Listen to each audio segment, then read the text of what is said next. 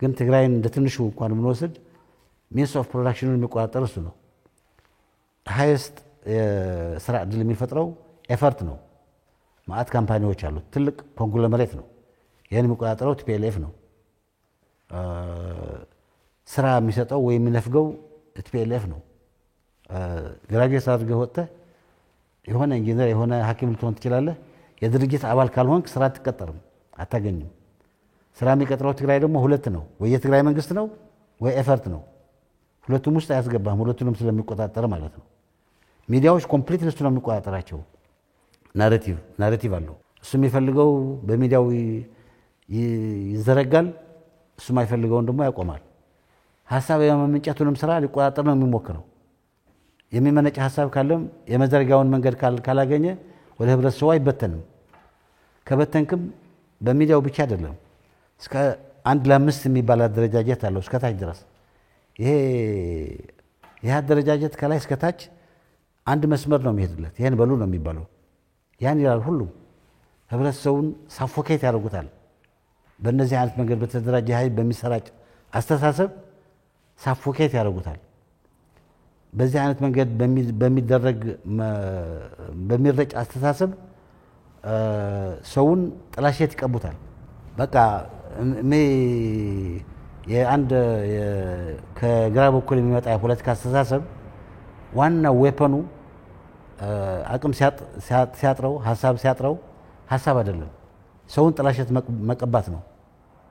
እንዲህ አደረገ ነው የሚለው እና ለምሳሌ አለ ነው ሌላ እንትን አለ። የኔን እንዳብነት ከወሰድኩ ከአዲስ አበባ ዩኒቨርሲቲ ወጣሁ፣ በረሃ ገባሁ፣ ታገልኩ፣ ከቤተሰቦቼ ጋር አለፍኩ። የምታለፈውን በሙሉ ባለፍኩበት በሙሉ እየተመሰገንኩ ነው የመጣሁት። ጥሩ ስራ እየሰራህ ነው የመጣሁት ተባልኩኝ።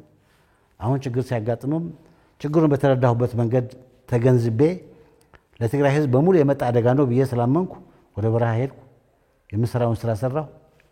ይሄ የፖለቲካ አስተሳሰብ ትክክል አይደለም ስል ይሄ ባንዳ ነው ይሉሃል። እስከ 70 ዓመት ድረስ እንደዚህ አድርገህ ሰርተህ ሀሳቡ ትክክል አይደለም እንኳ አይደለም የሚሉት።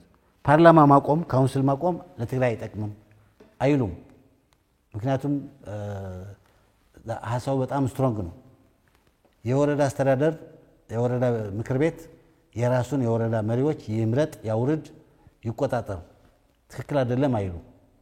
ምክንያቱም ሀሳቡ ስትሮንግ ነው። ግን እነዚህ ኢምፕሊመንትድ ከሆኑ ሁሉም ነገር ሞኖፖሊያቸውን ይቀማቸዋል። የኢኮኖሚ ሞኖፖሊያቸውን፣ የስልጣን ሞኖፖሊያቸውን፣ የናሬቲቭ ሼፕ የማድረግ ሞኖፖሊያቸውን ይቀማቸዋል፣ ይገድላቸዋል ማለት ነው። ይሄ ድርጅት ለመፍረስ የመጣ ነው ይላሉ። ድርጅቱ አንተ በልጆችህ በወንድሞችህ በምናምን ወንድሞችና ልጆች የተሰውት ጥሩ ስርዓት እንዲመጣ ብለው ነው። የተወሰኑ ኦሊጋርክስ ላይ ወጥተው የፈለጉትን ነገር እያደረጉ እንዲሄዱ ብለው አልተሰውም እና ወደ ጥላሸት መቀባት ይሄዳሉ። ዋናው ስራቸው እሱ ይሆናል።